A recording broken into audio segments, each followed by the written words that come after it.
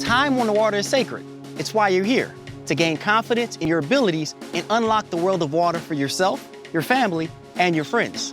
Hi, I'm Adrian. And I'm Carrie. Together, we're going to walk you through the basics of boating so you can experience the joy and freedom of being out on the water and go boldly into each adventure that comes your way.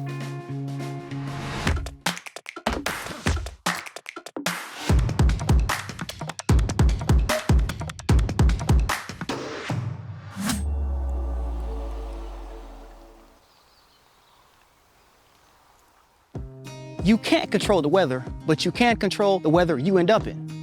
When in doubt, don't go out. These are words to live by.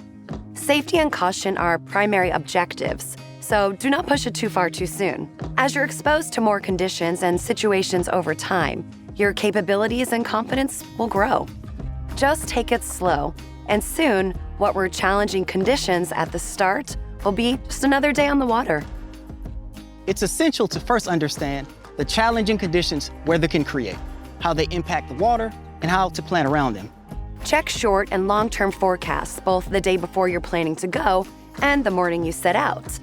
While you're on the water, continue monitoring weather broadcasts through your VHF radio. And just because the forecast calls for sun, that doesn't necessarily mean a sunny forecast. Wind, rough water, and approaching storms, or frontal boundaries, should be considered when making your plans. In weather reports, wind is described by the direction it is coming from. A north wind comes from the north and heads southward. A west wind comes from the west and blows eastward. Understanding how the wind will affect your days on the water comes down to learning the bodies of water where you'll be boating.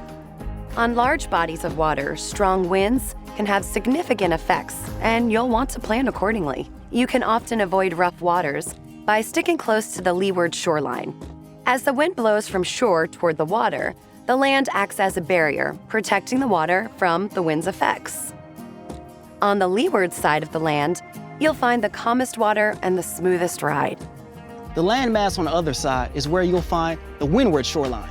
The oncoming wind has had more time and space to whip the water into choppy conditions. Running this side, you'll find rougher water and a less pleasant ride. To help you plan your day around the wind, it can be useful to think of it as blowing onshore or offshore. An onshore wind blows toward shore and can create wind waves and rough conditions along that shoreline if it's blowing hard enough. An offshore wind blows away from the shore toward open water. This can make waters close to this shoreline calm and ideal for cruising.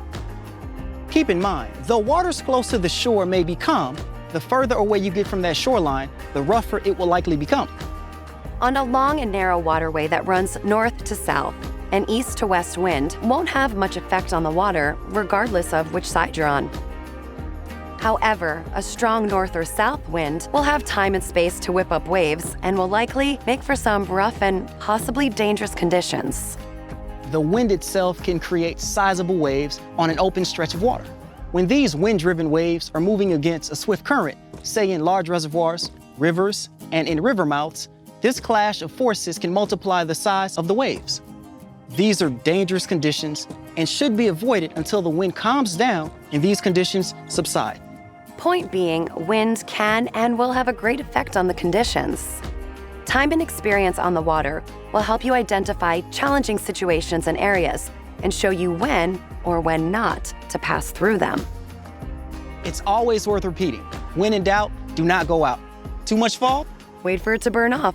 Lightning in your area? Stay inside and wait it out. Or postpone your plans. Bad weather has a way of popping up, so check the forecast before and during every trip.